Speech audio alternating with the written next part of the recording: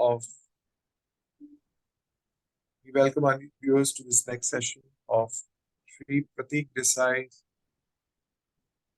speaks about Sri Pratik Desai speaks about various topics related to Sanatan and clarifies many misconceptions that the society holds today with respect to the way people are connected to religion and religious activities. Today is another topic uh, which people tend to uh, have this impression that those who have no work and want to escape from responsibility take to bhakti. So, as if bhakti is for those who really have no uh, avenue of contribution to society actively. So, Pratikji, how would you counter this narrative? Okay, all right. So thank you, Rajiv ji, for your continued efforts to have this broadcasted once in a month, every month, for a long time now. And today's discussion about the topic of karma, responsibility, dharma, and there is a popular belief that devotees, especially, they would like to avoid all these responsibilities and they would like to only do bhakti. They would like to escape from their responsibilities. So, is what is the fact? How much fact is there in this belief? Yeah. So I think it is very important to understand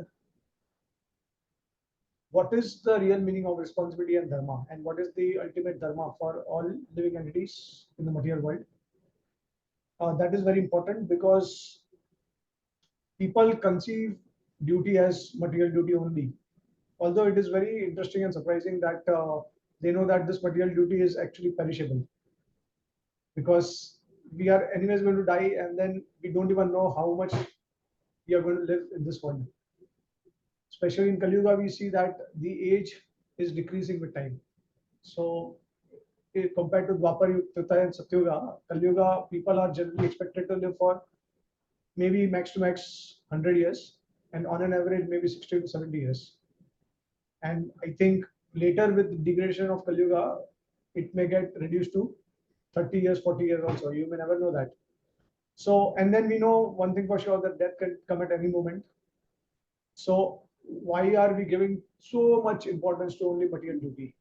And even amongst material duties, different types of duties, we'll see that material duty, there is a purpose to that. And if you somehow deviate from that purpose and you uh, want to achieve some other purpose, then you also defeat the meaning of dharma. So we will go through some verses from the Bhagavad Gita and the Srimad Bhagavatam, which clearly establishes all these things. See, why I say is that because one thing we have to understand very clearly. When you talk about dharma, adharma, you are talking about expecting certain results. Otherwise, there is no concept of dharma, adharma. If you are expecting some results, which is basically like, we call it pious activity, sinful activity. And why do we call it pious and sinful? Because we know that if I do this activity, I will get a corresponding reaction. If that reaction is good for me, then it becomes pious activity. If it is going to create problems for me, it is called as sinful activity, right? So when we talk about dharma, immediate thing is that we have to expect some reaction. Now the biggest question is that, so who is giving that reaction?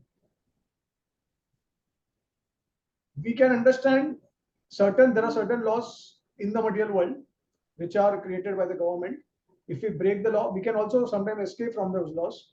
But if we break the law repeatedly, we are caught by the police and we are punished by the government, right? So what we do understand is that when the government has created some rules and we break those rules, then we are punished. So similarly, there are laws of nature, and if we break these laws, then we will get punishment for it. Anyways, see, no one can deny that we are not controlled by someone, because anyways we are controlled by someone. We can experience it through birth, death, old age, disease. These four are common principles for everyone. No one can deny the fact that they will not take birth, they will not die, they will not, uh, have disease, and they will not grow old. No one can deny this. So one thing is for sure. Now, who wants to die? Who wants to have problems or diseases? And who wants to have old age? No one. But it is all given to us. So one thing is for sure, we cannot control these factors. That means someone is controlling us, something like there is some imposition on us. Okay. So it means that we have to accept certain things even if we don't like it to be. So when we talk about dharma and adharma, this has to be made very clear. So there has to be a person who is someone who is giving a reaction to us, because we know the government is giving reaction, but when it comes to nature laws, we also experience and observe in the material world. Whenever we break some natural law, we may get some reaction from that. Now, it is not governed by the government of a particular country and state, but we know there is some superpower who is actually controlling us or who is giving the reaction. So when there are laws which is made by God, which are made by God, those laws cannot be broken. It has to be respected because He is the ultimate controller. You can even escape the laws of the government or the country, but you cannot escape the laws of God. So you may not get punishment right away, but you may get punishment later in this life or maybe in the future lives. So that means we have to obey the instructions of a supreme controller. And He does things in a very loving way. It is not that He will punish us, He's like a dictator or He's like a traitor, and He's going to punish us and He's going to cheat us. Okay, we are loving Him, but He's not going to love us in return and He's going to cheat us. That is not the intention at all of the Supreme Lord. He is very merciful, He's very kind, extremely merciful, compassionate, which means that He does not see any negative things in us unless and until we start offending His beloveds, part and parcel of the Lord, or the other living entities. If we offend them, then obviously the Lord is not so pleased, and there will be some reaction for that. So that we understand and we become responsible in our dealings, and we are nice and humble with each and every one of the living entities. So this is the reason why He gives those severe reactions. But otherwise, He's extremely merciful. He's only seeing the good things in us. He's very positive, infinitely positive. Okay, and there is a purpose for His giving reactions also. So in the last session, we had discussed about why devotees suffer. So generally, we understand that material people suffer because they do not worship the Lord, and they are experiencing their own karma in the form of suffering. But even devotees, they are suffering because one more factor is that the Lord wants to make them responsible enough. Like, you just imagine if the Lord will nullify the sinful reaction of each and every devotee, no matter which category the devotee is, whether he is neophyte or middle state or very high advanced state, then what will happen? It will create a lot of chaos, because devotees will start thinking that we can do anything in the name of bhakti, because we are not, now we are free from all reactions to sinful activities, so we can commit anything we want to do. So that kind of tendency devotees will get. So that's why there is some reaction to the devotees also, apart from committing offenses, as we discussed in the last session. So that's why there is a system, there is a culture in which you experience certain restriction from the supreme controller in order to balance the ecosystem, in order to balance the nature. Otherwise, there will be a lot of chaos. There will be a lot of violence also happening. Okay. So it's just a brief analysis of why the Lord wants to give some reaction to us and why we have this dharma and adharma.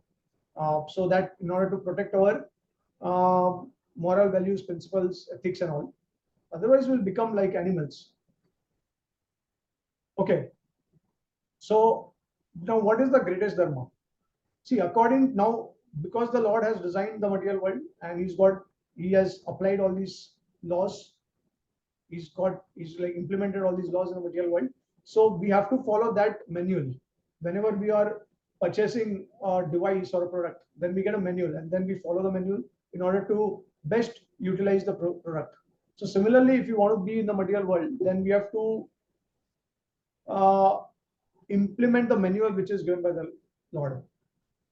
And that manual is in the form of scriptures.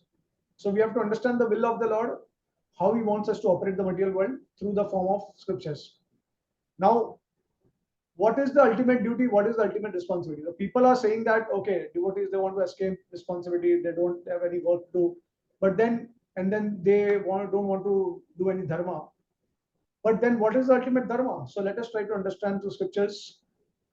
And what will be the effect or what will the reaction to those devotees who, let's say, one is not supposed to escape from dharma or responsibilities, but even if they escape from all these things, then what is going to be the reaction for them?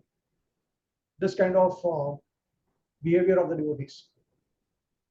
So we will go to the Srimad Bhagavatam verse, the first canto, second chapter, 6 to 9 verses, and we can read out the verses also. I will display it on the screen.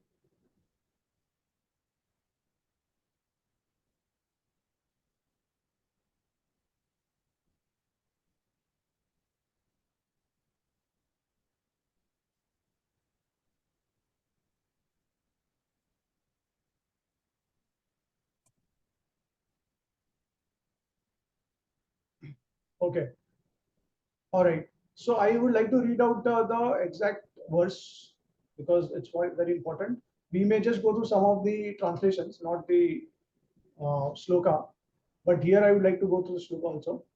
So in the first canto, second chapter of Srimad Bhagavatam, sixth verse, it is mentioned, Savai pumsam parodharmo yato bhakti radapsaje ahituki apritiyata yayatma suprasiddhati. So translation, the supreme occupation, dharma, for all humanity is that by which men can attain to loving devotional service unto the transcendental Lord. Such devotional service must be unmotivated and uninterrupted to completely satisfy the self. So this verse clearly explains what is the parodharma. Savai pumsa parodharma. The supreme occupation is that which enhances, which favors the devotion to the Supreme Lord, who is transcendental. Okay, so that one, this aspect is clear that, and then further on it is mentioned in verse number 8, the occupational activities a man performs according to his position are only so much useless labor if they do not provoke attraction for the message of the personality of Godhead. Okay, let us go to this exact sloka also. Dharma swanustista pumsam vishvaksena katashuya not padaya yadhiratim shama eva hi kevalam. Right, so translation already read. The occupational activities a man performs according to his own position are only so much useless labor if they do not provoke attraction for the message of the personality of Godhead. And then in the ninth verse says, all occupational engagements are certainly meant for ultimate liberation. They should never be performed for material gain. Furthermore, according to sages, one who is engaged in the ultimate occupational service should never use material gain to cultivate sense gratification. Right? So these are the verses from the Srimad Bhagavatam. Now, I would also like to go through verse 1517.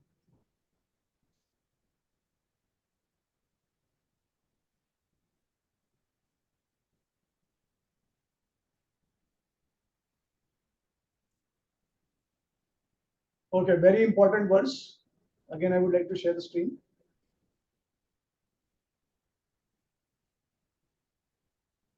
Yeah, so this is from the first canto, 15 chapter, 17 verse. Taktva swadharmam charanam bhujam harera bhajan apakvo atapate tato yadi yatra kwa patram abud amushya kim kovarta apto bhajatam swadharmata. One who has forsaken his material occupations to engage in devotional service of the Lord may sometimes fall down while in an immature stage, yet there is no danger of his being unsuccessful. On the other hand, a non-devotee, although fully engaged in occupational duties, does not gain anything. So very straightforward, clear answer. So there are two things here. The supreme occupational duty for all living entities is to render service, loving service unto the Supreme Lord.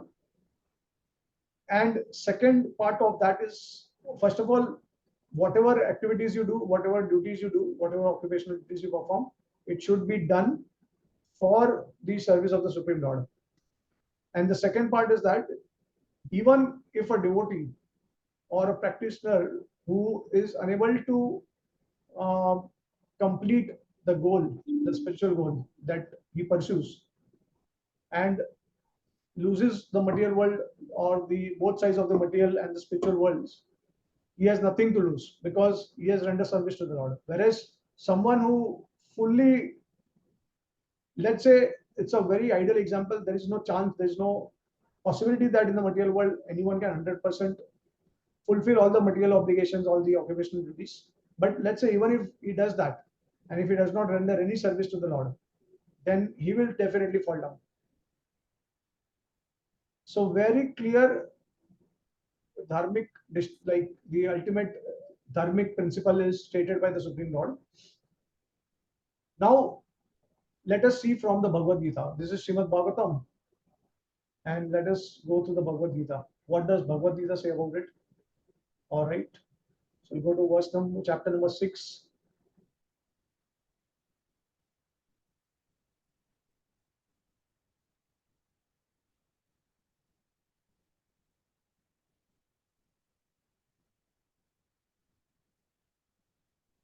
So the title of this chapter is Dhyan Yoga, and we'll go through verse number 37 to 41. So I will not go through the slokas, but only the translations. All right. So 37 to 41. Arjun said, "O Krishna, what is the destination of the unsuccessful transcendentalist who in the beginning takes to the process of self-realization with faith, but who later desists due to worldly mindedness and does not attain perfection in mysticism?" 38 verse number. "O mighty M Krishna, does not such a man who is bewildered from the path of transcendence fall away from both spiritual and material success and perish like a riven cloud with no position in any sphere?" And then 39th verse. "This is my doubt, O Krishna, and I ask you to dispel it completely. But for you, no one is found to be found who can destroy this doubt." Okay, verse number 40. The Supreme Mystery of God had said, "Son of Pritha, a transcendentalist engaged in auspicious activities, does not meet with destruction either in this world or in the spiritual world. One who does good, my friend, is never overcome by evil." Verse number 41. The unsuccessful yogi, after many, many years of enjoyment on the planets of the pious living entities, is born in the family of righteous people or in the family of rich aristocracy. Okay. All right. So, see, this is the response that the Lord gave to Arjun when he asked the same type of question. What is the destination of those who are like, who may start spiritual practices, but because of their worldly attachments, they may stop somewhere. They will not be able to continue it. So do not they miss out both the worlds? And aren't they responsible or guilty of not doing their duties properly in either of the worlds? So the answer is very clear. The Lord says that one who does good, it is never perished, and it is never overcome by evil. So the effect of whatever good we do, whatever uh, best activity do for the service of the Lord, that is always going to be preserved, and it will continue for years and lifetimes. So there is no loss in this process. And we'll also take another verse, chapter 2, 40th verse.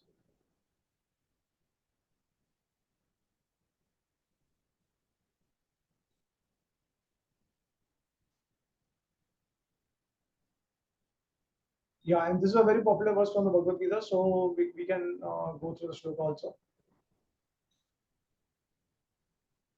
All right. Niya vikrama nashusti pratyavayo na vidyate swalpamapi yasya dharmasya trayate mahato bhayat. In this endeavor, there is no loss or diminution, and a little advancement on this path can protect one from the most dangerous type of fear. So not only there is no loss or diminution in this path, but it also protects one from the greatest type of fear, which is basically the fear of taking the body of an animal in the next life and losing all the opportunities of uh, exercising our complete free will. Because animals, they also have free will, but it is quite undeveloped. It is restricted to some extent, and that's why the biggest type of fear is one taking an animal body in the next life. Okay, so this is the response of the Lord from the Bhagavad Gita. Now, why this is the greatest dharma? See, even if you don't think, even if you don't think that okay, whether all these things, um, people do not have so much faith. So one logical reasoning we can give is that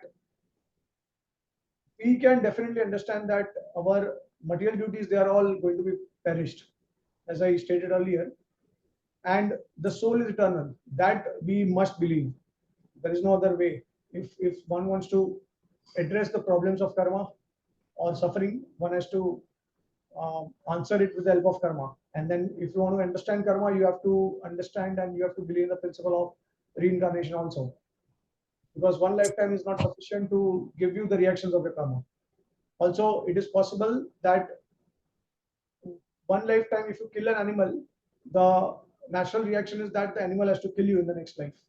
So you have to take animal body. That means that you have to take another body. Because in this life itself, you cannot immediately transform into animal's body. You have a quota of your karmas that you have to finish. And then there are set of another karmas will take you another lifetime. So that way, we have discussed this in a lot of details. I think the first two podcasts that we did in this channel, karma, free will, destiny. So I had explained that how a living entity, they have to have multiple lifetimes. It is not possible. There has to be only one lifetime. So yeah, one can easily understand this, that we are not the body with the spirit soul. The soul is eternal, and that's why the material duties, they cannot be eternal. It will go away, and death can come at any time. So we cannot say that at least in this life it will last for 100 years. No, anything can happen at any time. So we cannot claim anything. And then we understand there is a consciousness. That consciousness always is going to be there. So what is the duty of the consciousness is actually going to decide what is the ultimate dharma. Because the ultimate dharma has to be connected with the soul. It is not supposed to be connected to the body. Correct? So that's why this becomes the greatest dharma. What are you doing for the soul? That is the greatest dharma. And that's why there is a very uh, frequent and common example devotees also give, they share, that you have a parrot inside a cage, you are taking care of the cage very nicely from outside, but you are not feeding the parrot inside. So the entire purpose of having the cage is to have the parrot speak to us, entertain us. But when you take care of the body or the externals, then the parrot will die very soon. And then you lost the purpose. So this is how you can understand what is the ultimate dharma.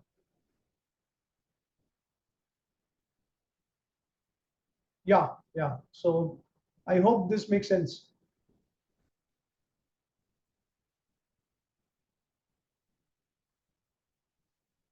You are muted. Sorry. Yeah. So we generally see that people only think of material things as duty, whereas it's the spiritual nourishment that the soul requires that is also an equally important duty. In, so So then, if we have to balance the two, we have to balance material and the spiritual both, and then we have to proceed. But what is the real role of duty then? How would you uh, look at duty as such? Because people think that bhakti takes people away from responsibility and they don't want to do their duty. But at the same time, as you explained, it is the highest dharma. So then, in this material world, how do you balance it? How do you look at what is the role of duty? Okay, yeah. So what is the role of duty? Why do we have to perform our duty? Yeah, that is, as long as we are in this world, we have to perform some activity. We have to stay alive. That's why we have to do our duty. That's the only purpose, actually. See, the entire concept of offering, I will also share some of the verses from, uh, I had 1 second. Yeah, I will share some verses from the Bhagavad Gita in some time. And that will clearly establish what is the role of material duty. What is the role of duty, basically? What is the purpose of doing duty? So it is not as people think of.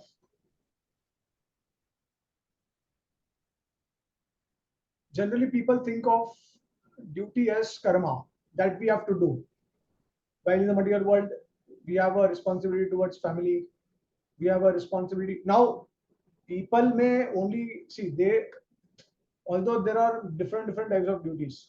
There is duty to the nation. There is duty to the state. There is duty to the family. There is duty towards our office or towards our work. So many things are there. Duty towards many things. In fact, Scripture states that the moment we born in the material world, we are obliged to demigods, we are obliged to sages, the teachers, kings, uh, rulers, like that, because we are living under their shelter and protection. And the sages and the teachers, they are training us, they are guiding us, they are enlightening us. So that way, we are obliged to so many living entities. And the demigods, they are providing all material facilities to us. So we are indebted to all of them. So there are multiple duties that one has to perform. That is another misconception people have. So people only focus on their family responsibilities and duties. They only think of, when they say about you do or keep doing your duty and karma, basically they are saying indirectly that, okay, just keep continuing your duty towards your family. What about nation? Nation, no one thinks about nation. No one thinks about society. No one thinks about what to speak of society. Even in your own building also, you may have friends. You have developed so many relations with people in your own society building. But what about, like, are you thinking of them? Do you do something about them? What is your duty towards them? Duty towards your relatives, friends, cousins, family members, etc. Right? So there are so many varieties of duties, but we are only focusing on duties which are pertaining to the family: eating, sleeping, mating, defending. So this is what the entire concept of duty has been degraded. Duty is a very big, you can say it has got a big weight, but we have degraded the meaning of duty. So we think of ourselves, it has become selfish, which means that it is for me and for my family members. Selfishness and extended selfishness. That's it. But not so much about others. But that is not duty. See, that's why I will tell you that whatever duty are which we perform in the material world, it has all it should all be done in a spirit of sacrifice towards the Lord and towards all the living entities. When you So do this, is this lower dharma what you're referring to? yeah, this is like a very low category of dharma. It's a sort of dharma only because you're taking care of your family, you're protecting, giving shelter to them. That's also dharma. But this is not the ultimate dharma, or this is not even a higher dharma. Higher dharma is like, for example, the soldiers fighting for the country. They are sacrificing their lives, families, and everything for the sake of protecting the nation. That is a higher dharma, right? The Kshatriyas, the Brahmanas, they are situated in higher dharmas. So now let's go to the verse Karmane Adhikaraste, and we'll also analyze what exactly duty is, what is the purpose of duty. Okay, so we'll go to verse number second chapter of Bhagavad Gita, 47 to 49.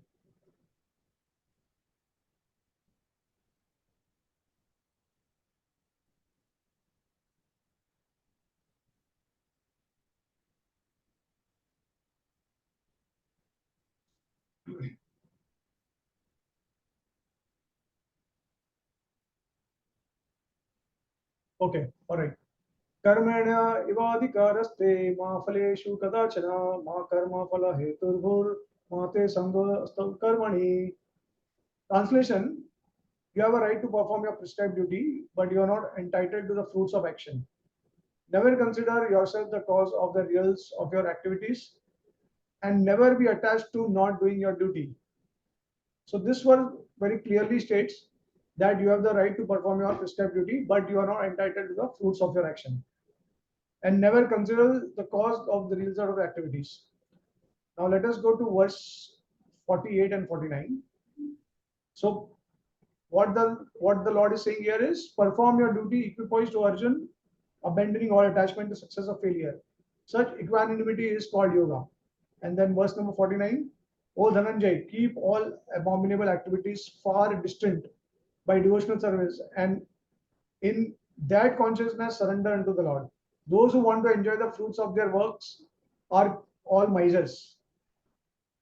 So see, here the Lord um,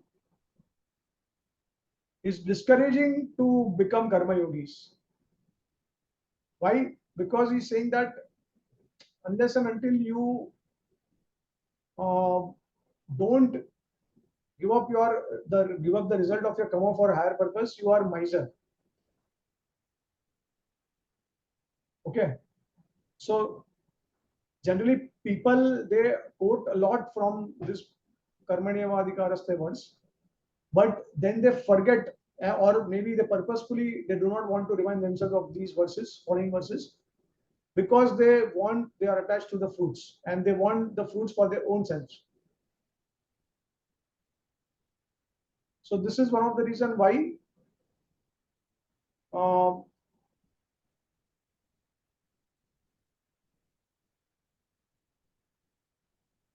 this is one of the reason people only talk about karma, which means basically it pertains limited to their family members. Most of the people, they believe in this. Let us go to 5th chapter's 10th verse.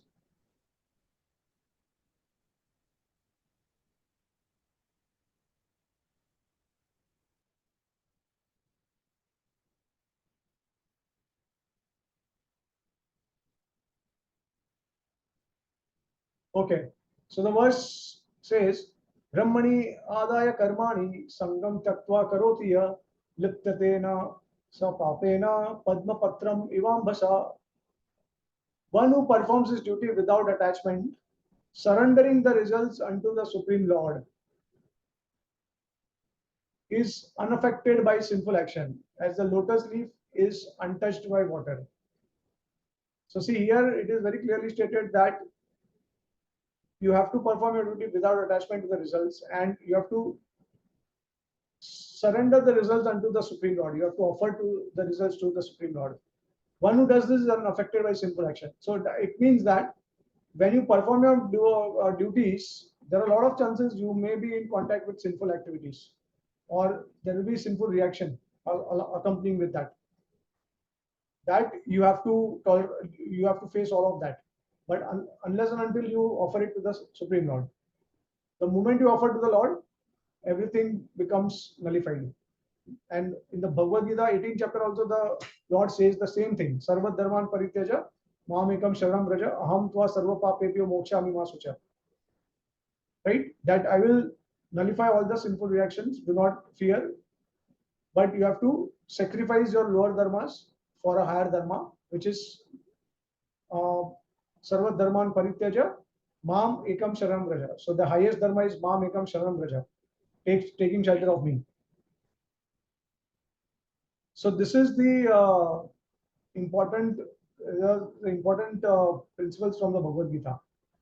So the real responsibility, real duty, and the purpose of duty, these are all given to us in the scriptures, but we are the ones who are twisting it. Now there are other verses in the Bhagavad Gita, 3rd chapter and 5th chapter, which are also important, I think, here to discuss.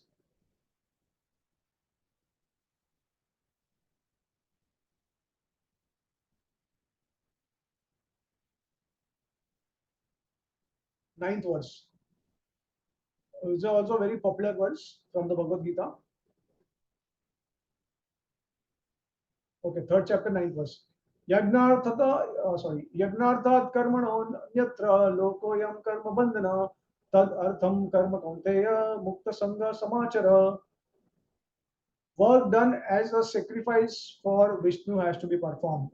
Otherwise, work causes bondage in the material world. Therefore, son of Kunti, perform your prescribed duties for his satisfaction. And in that way, you will always remain free from bondage. So very clearly stated by the Lord that whatever work we do in this material world has to be performed as a sacrifice for the Supreme Lord Vishnu.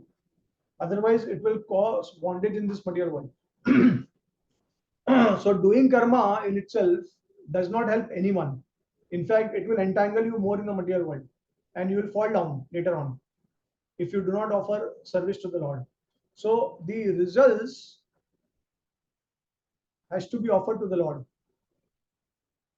That is very important. So karma neva adhikaraste, yes, you are not entitled to the results, but that result has to be offered to the Lord also, or the duty has to be offered to the Lord, the result of that.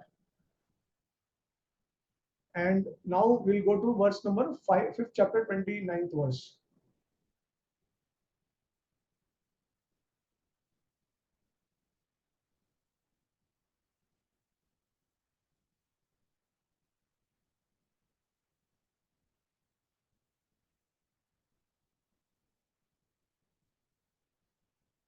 Yeah.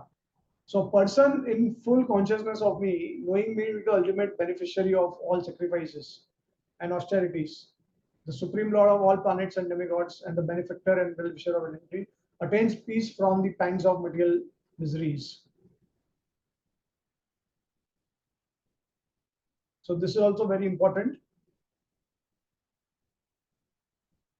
Ultimately, a person who is in full consciousness of the Supreme Lord and he performs work as a benefit for the Supreme Lord and the living entities, those living entities attain peace from the material miseries.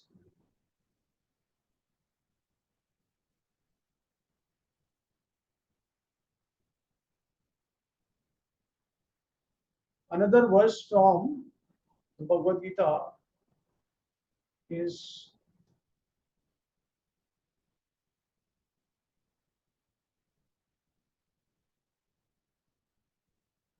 I mean this one. Bhuktaram Yagya Tapasam Sarvaloka Maheshwaram. This is what we have read. Translation of this. Okay, so I hope now the purpose of doing duty and because we are in the material world, we have a material body, we have to live and we have to protect our dependence. That's why we have to do some duty in the material world. See, nowhere it is stated that you have to earn a lot of money, you have to become rich.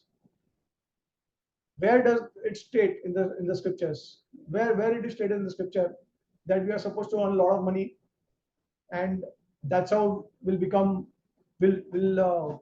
influence many people in the material world. This is the only duty we have. right? So when you talk about responsibility to the family also, there are different categories. There are the Sudra class, there is the rich class also. There's so many people who are, they have got a lot of money, millionaires, billionaires. And there are people who are poor, they also take care of their families. So money has nothing to do with karma or duty. And it's just people, they want to focus on money and they think we don't have time for anything else. But this entire misconception is cleared from the Bhagavad Gita and Srimad Bhagavatam. It's all a notion which is created by people. I think the major factor why this type of belief is there is existing now is because um, India got influenced by the Western countries. Otherwise, earlier days people accepted bhakti, worship of God, as the highest form of dharma. And of course, apart from the influence of Western culture and countries, it is also because of the influence of Kali Yuga. As the day and age passes in Kali Yuga, more people will become impious and they will deviate from real dharmanical standards, like that.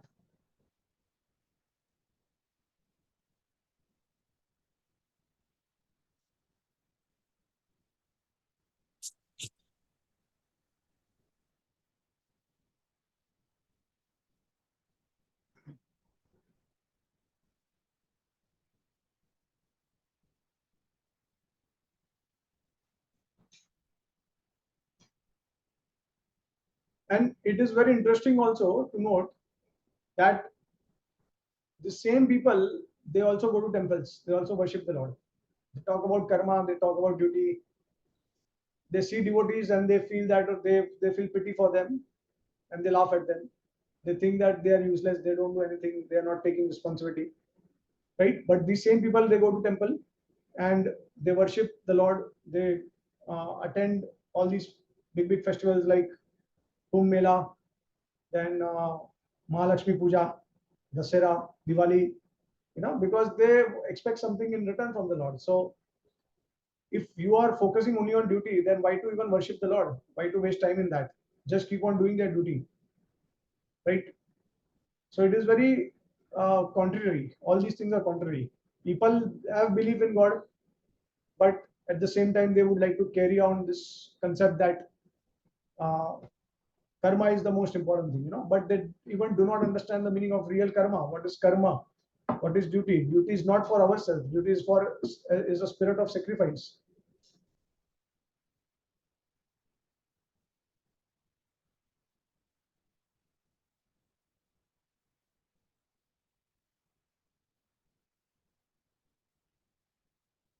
Yeah,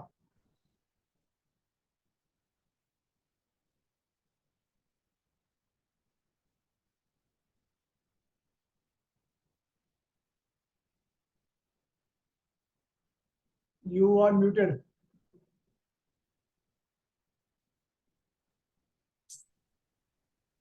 Yeah. So how uh, this highest dharma which has got replaced by lower dharma. Where higher dharma and lower dharma means basically where uh, we become the center of the activity instead of maybe putting society above us or the Supreme Lord, God above us. When we put ourselves in the center and it's just me and mine and that belongs to me, that I identify with, that becomes my area of limited area of concern. So that is, I guess, the lower dharma. So this lower dharma is this all Western influence? Because in our earlier days, in our Bharat Desh, people have accepted worship of God as the highest dharma. This material consciousness or the lower dharma, this is purely Western influence. And uh, also, how can one decide what activity to take up? Yeah, yeah. So as I stated earlier, that this is definitely the influence of Western culture. And I think if you have a broader vision, then you will understand it's all the influence of Kali Yuga. Because Kali Yuga, all these things are going to happen. So I think the primary cause is Kali Yuga, influence of Kali Yuga, and secondary cause is all these different types of elements that come and influence different countries, caste, creed, like that. So Western culture, because of that only, it happened. Otherwise, yeah, everyone was regarding dharma of worshipping God as the highest dharma. And you rightly stated that the more we become center of the universe, the more we shift from the highest dharma and then we go down. And the more we shift towards sacrificing for the higher cause and the highest cause, the more we go up and up. So we start performing more higher dharmas, and then finally the ultimate and the highest dharma. So that is true.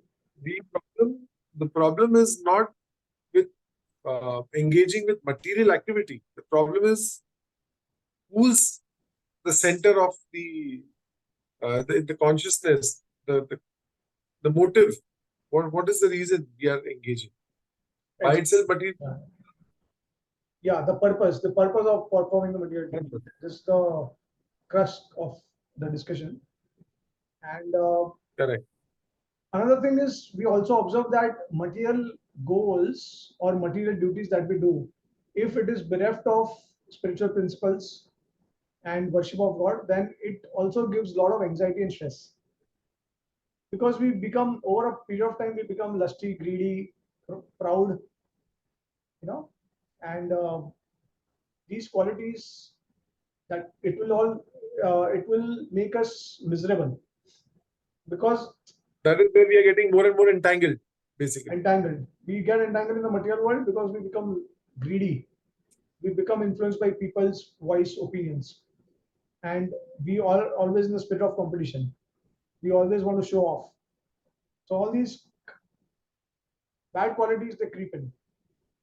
And that's why it is very important to be spiritually inclined, to cultivate spiritual values.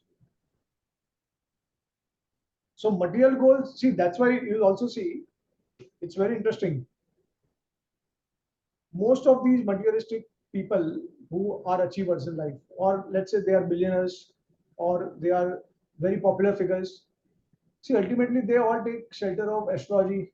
They want to take guidance of some spiritual person. They want to take shelter of someone who can give them that protection or give them that strength, right? They don't have any strength. They always seek the blessings and guidance of such spiritual leaders. So if you are so successful in your material achievements, why do you need help from outside? Why are you not satisfied and happy?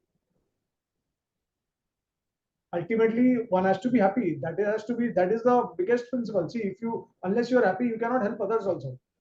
You cannot make others happy also. So the most important concept is, or the dharma you can say, is that by rendering loving service to the Lord, you all become happy and satisfied. And we also realize that He is the one who can make everyone happy. He is the root of the tree. By watering the root, naturally the leaves, the branches, then the flowers, fruits, everything flourishes. But what we do is we try to individually water them, and they will all perish because we have forgotten to water the root. So this is a very simple analogy. So can we counter this people who say that who are trying to give this narrative that those who have no work or are shirking away their responsibilities are going towards bhakti? We should have some concrete examples where we can counter that narrative, that in fact there are instances where it is bhakti has encouraged responsibility rather than escapism. Correct. Yeah. All right. So this was a background to understand what is real responsibility, right? So now people, first of all, they cannot, even if someone is practicing spiritual life, as stated in the Bhagavatam, that even if you perform the occupational duties 100% perfectly, still you are going to be loser. But if you practice spiritual life and if you are not even able to finish it and you are not even able to properly accomplish your material duty, still you are not going to be loser, because you'll always uh, get the benefit in the next lives. So this is the assurance of the Lord, and this is what people need to understand. What is real responsibility? It's the responsibility of serving the Lord. That's the ultimate responsibility. So one has to come to that platform. If one cannot come to that platform, they can perform lower dharmas duties, and then they can come to that higher stage. Right. So now, anyways, coming to the material responsibilities of devotees. Yeah, I mean, of course, devotees, they should be the best in everything they do. The entire purpose of the Gita was to encourage Arjun to fight the war. It was not to tell him that, okay, sit down and do nothing, because you're a devotee, just stand my knee. But because now another thing you have to understand. See, these are contrary principles. So we have to take everything into consideration, not just focus on Arjun's character of fighting the war. Now, when the Lord wanted, he asked Arjuna to renounce everything. When the Lord departed from this world, he wanted Arjun to also leave from this world without any attachments. So he gave up everything. He renounced. The same Lord, same personalities, in different circumstances, different instructions, contrary instructions. Similarly, Parikshit Maharaj, another great example. He could have counteracted the curse given by Shringi Rishi. And he could have said, he could have stated that, okay, no, I want to perform my responsibility towards my country, towards the earthly planet, and that's why I want to live longer, so I can rule it and I can establish dharma. No, the Lord wanted him to somehow. Lord made him an instrument for the Srimad Bhagavatam to come out, and then when the task was over, he renounced everything. He went to the spiritual world. So the Lord, for different devotees, the Lord wants different things. When the purpose is over, finished, you have to go back to the Lord. That is the ultimate dharma. So the devotees, they do their work because, first of all, obviously everyone has their responsibility towards their family. For ourselves, we have to maintain ourselves. So that is the responsibility that we have. But that responsibility should not be compromised with uh, compromising with the standard of our devotional service to the Lord. We should not minimize that.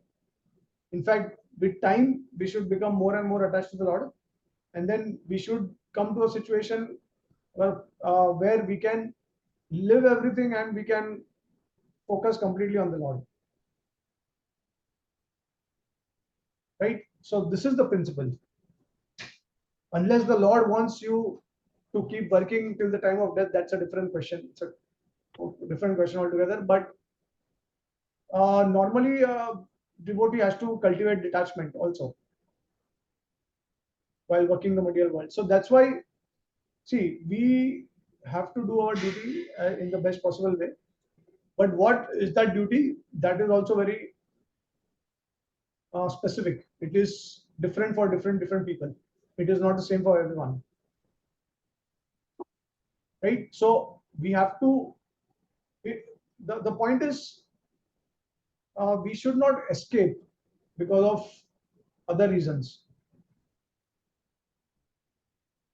The main focus of a devotee or of any living entity should be to render service, to actually perform duty in a spirit of sacrifice. That has to be the most important factor for doing duty. So yeah, we don't. The entire purpose of Gita was to make Arjun fight. He fought the battle and then he won also. And after everything was over, he renounced everything. Right? So that way we have to look at things.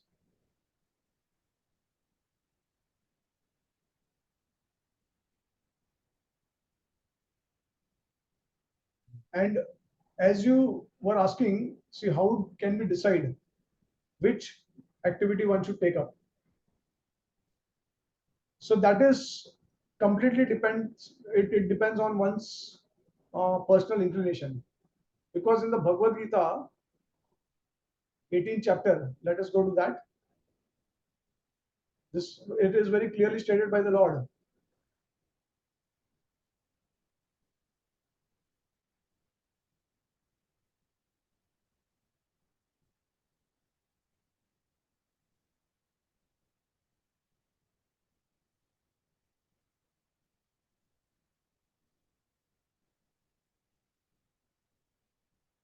So 18th chapter 47th verse.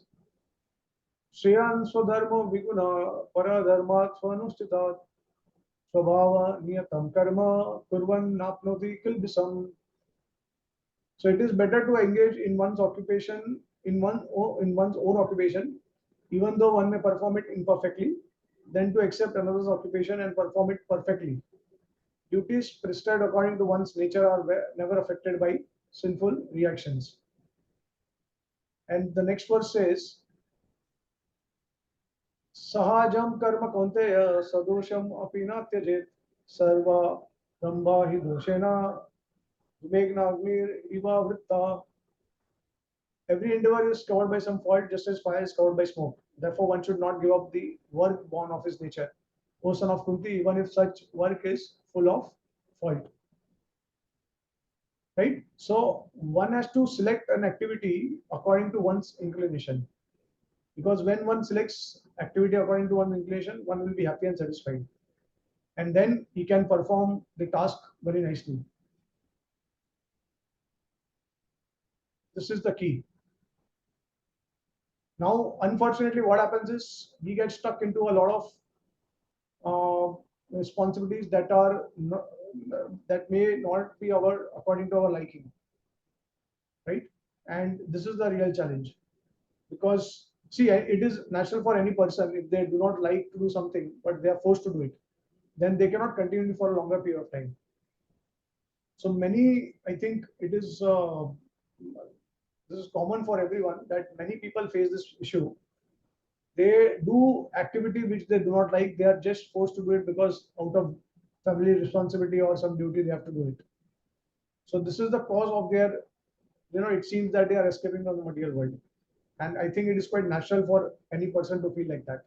So devotees also sometimes, when they begin their journey towards spiritual practices, because they have got experience of suffering in the material world, they are frustrated also in the material world, or maybe they are inquisitive, they are distressed, or they are seeking for the absolute truth. So they realize that they are not doing something which they like to do, and that's why they would want to leave.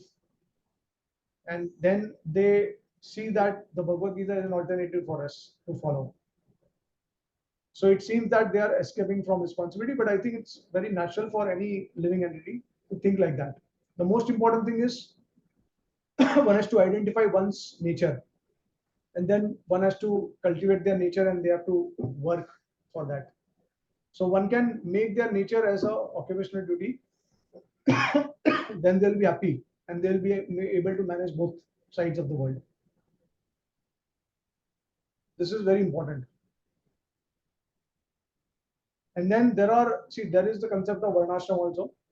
There is varna, there is ashrama, there is the four varnas, there is brahmana, kshatriya, vaishya, shudra, and then we have the four ashrams: brahmachari, grihastha, vanaprastha, and sannyasi.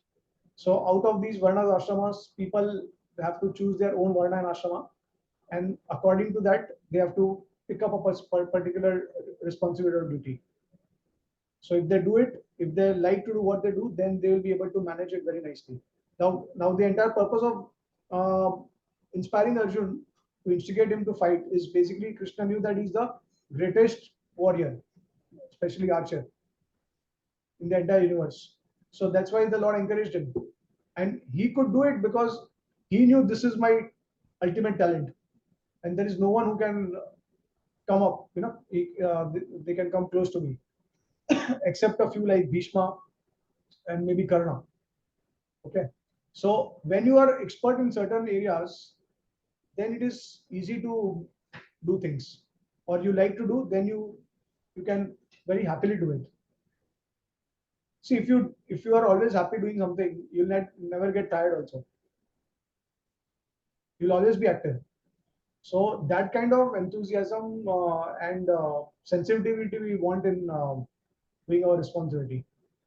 And for that, I think it is very important to take up some activity that we like to do.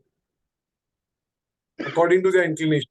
Inclination. So just like we have the soldiers who are on the border, at the border full time protecting the country, and this is their inspiration and inclination. So similarly, there will be some devotees who would like to contribute to the society by dedicating themselves full time to spiritual values, principles, and to distributing them to others, to help others to uh, get happiness and get rid from all the anxiety and suffering of the material world. So they would like to dedicate themselves for that. And especially when you talk about temples, running temples, institutions, organizations, then we require such people. We require full-time people who can actually run the show. Otherwise, very difficult to manage. A person who has got limited time and resources, they cannot manage so many things. So, especially a grihastha who is working like 8 to 10 hours a day, or from Monday to Saturday or Monday to Friday, you cannot expect him to run the temple full time, all alone. So you will also require the help of these full time devotees, and that's why each and every one is playing a great role, because the grihasthas, they are supporting the temple by funding, by donating, and through that the devotees, full time devotees, they are able to engage everything in the service of Lord, and they are able to have nice festivals. They are able to organize many classes, spiritual discussions, and all that. And they are able to take up the message of the Gita far and wide, right? So we require all kinds of people. So ultimately, the goal is to make people happy and satisfied. That is the biggest help, most important help. Without that, there is, like we know that there are so many IITians who have committed suicide. There's so many billions and rich people who are in so much distress. They are addicted to sinful activities also. They're intoxicated, and they are unable to manage their own selves. They always take guidance from spiritual leaders. So many people like that. So it is very difficult, because when you are in the material world, you have to face a lot of challenges. It's all negativity around, and that's why we seek some solace from such negativity, and we try to go to positive people. So yeah, so it's a very important contribution.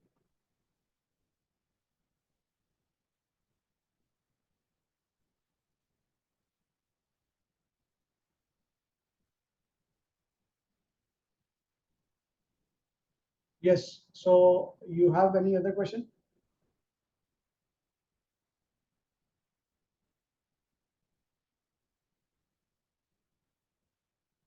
You are muted.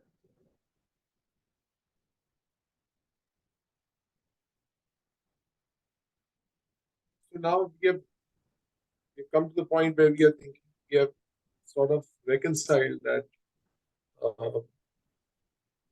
we are going to engage in material activities in whatever profession that we are inclined towards, but with a spiritual consciousness. That will be our mode of engagement. But then when we are engaging, there is always a chance of slipping, because finally you are engaging with material activities. And it's not that we can become monks, because if everybody is going to become a monk, then the question is, who will rule the world? Who will run the world? So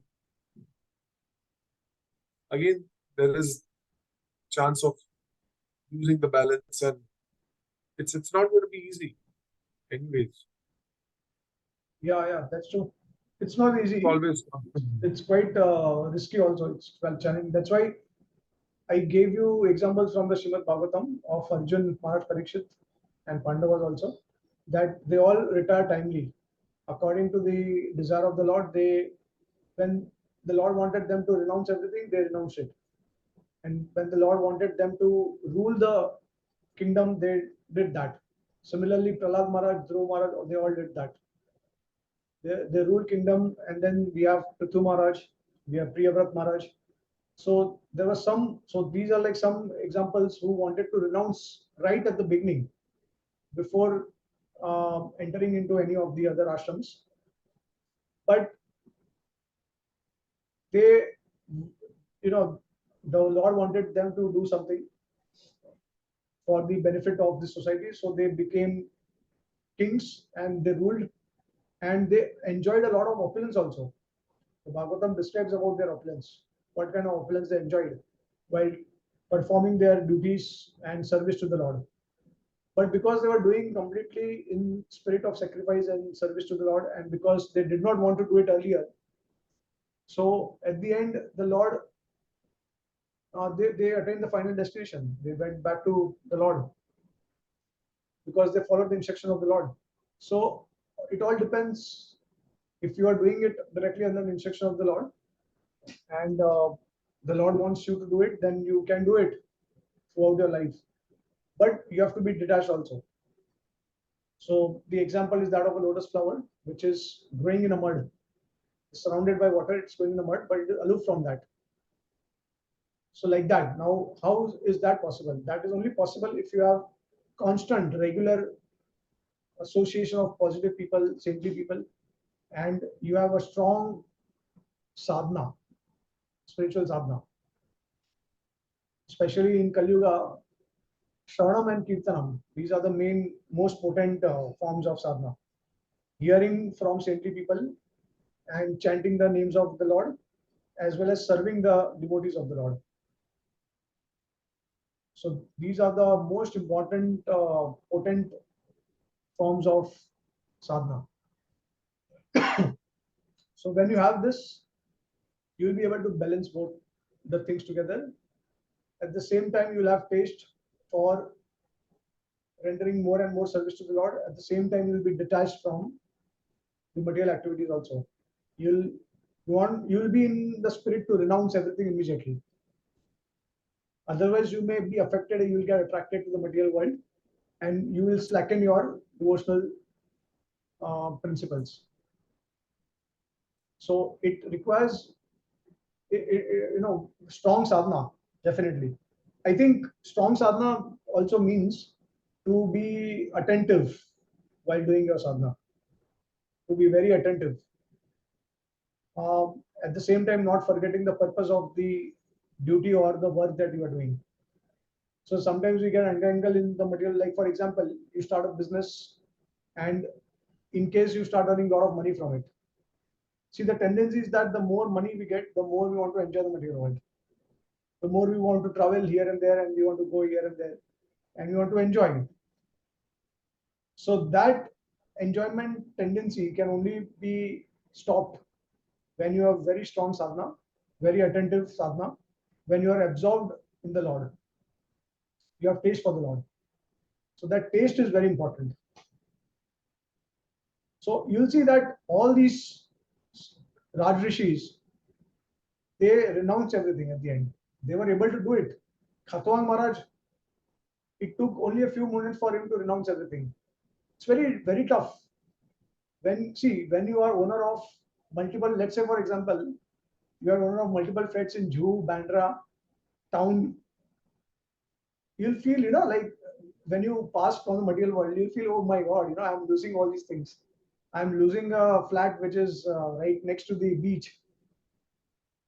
Maybe you have a flat in Silicon Valley or in, I think one of the most popular regions in California. I forgot the name.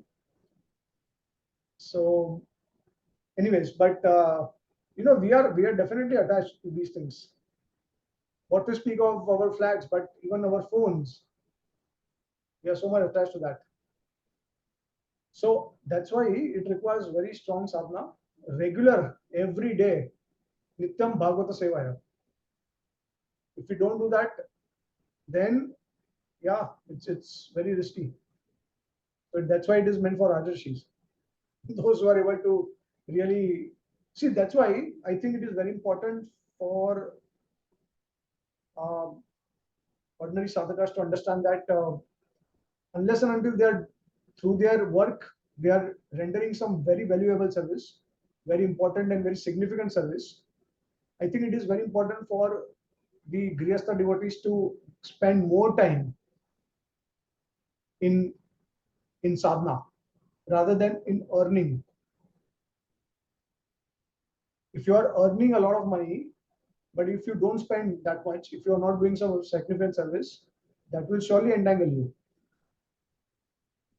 But if you are using it, let's say if you are using 50%, which is ideal standard of that earning for the service of Lord, then yeah, it is possible you can be detached. Maybe you are detached. You want to just please the Lord. But I think most of the cases, it's very important to analyze ourselves. If we get more money, if we get more facilities, what are we going to do about it? If you are not going to use it in the service of Lord and humanity, I think better to spend more time in sadhana and less time in work. Because that more time in sadhana will give you detachment, it will give you satisfaction and taste. So it all depends on individual. It also depends on the instruction that you receive from the Lord via the spiritual master. And that's how the strength will come. So ultimately, we should know that we have no strength. We are totally dependent on the strength of the spiritual master and the devotees. If they instruct us, they want us to do certain things, we can do it. But if they have not ordered it to us, or they warn us about it, it's better we uh, focus more on the highest dharma, because the lower dharmas, it can entangle us, it can distract us, it can make us deviate from the highest dharma. So everything has to be leading us towards the highest dharma. Otherwise, Shama evahi kevalam. All these other things, all these lower dharmas, they're all useless in labor. Right? So this is the, I think, key. And yeah, I mean, coming to the point of if everyone becomes a monk, who is going to run the world? That's a simply, uh, I can say, very most ridiculous idea, because that way we can also say that if everyone becomes a lawyer, doctor, then who is going to build buildings, and who is going to take care of pollution, who is going to take care of environment, who is going to take care of managing the entire uh, society, country, nation. There's so many things. So everyone has their respective roles. They have a particular inclination. They can engage in that inclination for the sacrifice of the Lord and the human living entities. Then they can achieve perfection in that. But to say that only, okay, devotees did not have any role, monks did not have any role. No, monks are the ones who are actually cleaning your body inside. You may clean your body from outside, but they are cleaning your body from inside. So that gives you the biggest strength. Because if you have a lot of depth in your conviction, in your happiness, you'll not be affected by circumstances. You will always keep doing your duty without any attachment to results, and you'll always be encouraged to do it. So that way you will be able to affect a lot of lives. But if you yourself become miser, greedy, lusty, angry, then basically you have missed the point. If you want to help someone, and if you do not take care of these things, then you're not going to be of great help to society. So the biggest help, I think, it is rendered by the spiritualists, because they are the ones who are freeing us from all these type of anarthas, the bad qualities, and they are also connecting us to the Supreme Lord. So there is a lot of enjoyment in that relationship. If you experience that relationship, then you will find all the other types of things in the material world very trivial. So that way you will be unaffected by circumstances, situations in your life. So it's a very important service. That's why you'll see, I shared right in the beginning itself that all these big people, why do they go to the spiritual leaders? Because they want to get that kind of depth, and they after they realize that ultimately material things are not so important, but it is the moral ethics, values, principles that we have in life. It is also our service to God, which is very important. So they realize all these things because life has given them a very bitter experience also. I have never heard from any person, a billionaire or the richest person in the world or any popular figure in the world. I've never heard from anyone like this that they say that I have only got enjoyment in my life. I've just enjoyed in my life. Everyone has stated that after so many struggles, so many obstacles, so many challenges, they have come to this stage now. Everyone has shared the same thing. No one will tell you that I have always enjoyed, I am still enjoying. It is not possible because Krishna has stamped the world as Dukhalaya Mashashvatam. This space is, it is eternally with misery and suffering that you cannot take away. So there is happiness, but there is distress also with it. So you have to take, it's a package, you cannot separate it. Yeah, all right. So with this, I would like to end. If there are any further questions or any doubts, you can still share. Thank you, Pratikji, for patiently addressing all the points and taking us through and logically conclude this topic. I'm not able to hear you. Yeah, taking to a logical conclusion, going through all the points, I think really convincingly established. Okay. Thank you, Rajiv, for your time also, and your continued efforts to spread the word in society. Thank you so much.